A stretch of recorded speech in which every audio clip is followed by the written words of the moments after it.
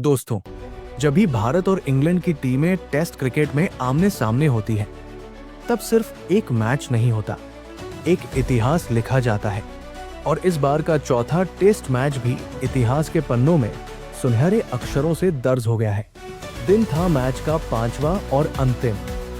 दोनों टीमों के बीच रोमांच चरम पर था।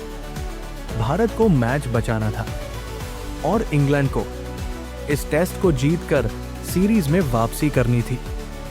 सुबह का मौसम सुहाना था, लेकिन भारतीय ड्रेसिंग रूम में तनाव साफ महसूस हो रहा था। लॉर्ड्स की ऐतिहासिक पिच पर आज के सूरज की पहली किरण ने जैसे खिलाड़ियों के चेहरों पर जिम्मेदारियों का उजाला डाला। पिच पर घास थी और इंग्लैंड के तेज गेंदबाज पूरी धार में थे। भारत को जीत नहीं, बल्कि सम्मानपूर्वक ड्रा की ओर देखना था। पहला सेशन दबाव की सुबह। दिन की शुरुआत हुई एक बेहद चुनौतीपूर्ण स्थिति से। भारत ने कल का खेल समाप्त किया था 3 विकेट के नुकसान पर, लेकिन रनबोर्ड पर स्कोर उतना मजबूत नहीं था।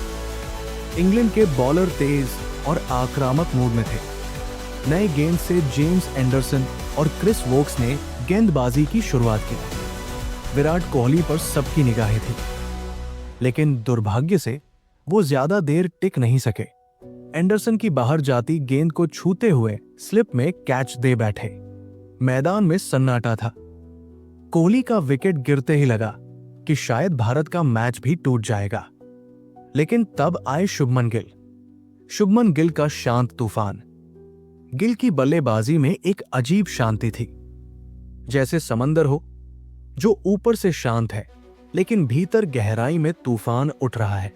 उन्होंने इंग्लैंड के हर गेंदबाज को पढ़कर जवाब दिया, चाहे वो रूट की धीमी ऑफ ब्रेक हो या वोक्स की इनस्विंग। एक एक रन के लिए संघर्ष, मगर आत्मविश्वास बरकरार। उनके साथ क्रीज पर आए केएल राहुल। दोनों ने मिलकर 100 रन की साझेदारी पूरी की। गिल ने अपने बल्ले से जता दिया कि वो इस टीम के भविष्य हैं। धीरे धीरे गिल अपने अर्धशतक की ओर बढ़े और फिर आया वो पल जब उन्होंने चौका लगाकर अपना शतक पूरा किया। एक टेस्ट मैच में दबाव की अंतिम सुबह में शतक मारना किसी योद्धा से कम नहीं। मैच बचाने की जंग। लंच के बाद गिल और राहुल ने सधी हुई बल्लेबाजी जारी रखी। इंग्लैंड की टीम अब तक थकने लगी थी। गिल ने पिच के हर कोने का इस्तेमाल किया। उनका कवर ड्राइव, स्ट्रेट ड्राइव और स्क्वायर कट तीनों ही कला के नमूने जैसे लग रहे थे। केएल राहुल भी बहुत समझदारी से खेल रहे थे। वो बार बार सिंगल लेकर स्ट्राइक रोटेट करते रहे और गिल को मौका देते रहे। इंग्लैंड ने जो भी गेंदबाजी परिवर्तन किए वो असफल रहे। फिर अचानक मोइन अली की एक गेंद ने टर्न लिया और केएल राहुल को कर दिया क्लीन बोल्ड। राहुल 84 रन पर आउट हुए। पूरा ड्रेसिंग रूम उन्हें खड़े होकर सलामी दे रहा था। उनका योगदान उतना ही अहम था जितना शतक से ऊपर। स्पिन का तांडव। अब मैदान पर आए रविंद्र जडेजा। इस खिलाड़ी को टेस्ट में जितना भी कम आंका गया हो, लेकिन मैदान पर उनकी मौजूदगी हमेशा आत्मविश्वास से भरी होती है। गिल और जडेजा ने एक और बड़ी साझेदारी शुरू की। अब इंग्लैंड ने गेंद मोइन अली और जो रूट को दी ताकि स्पिन से विकेट मिल सके, लेकिन गिल का बल्ला अब गरजने लगा था। गिल ने 138 रन बनाए और फिर रन आउट हो गए, वो भी एक दुर्भाग्यपूर्ण मिसअंडरस्टैंडिंग के कारण। उनके चेहरे पर निराशा थी, लेकिन ड्रेसिंग रूम में सब खड़े होकर तालियां बजा रहे थे। अब आए वॉशिंगटन सुंदर। 2 शतकों की गाथा। अंतिम सेशन शुरू हुआ और इंग्लैंड को अब हर हाल में विकेट चाहिए था।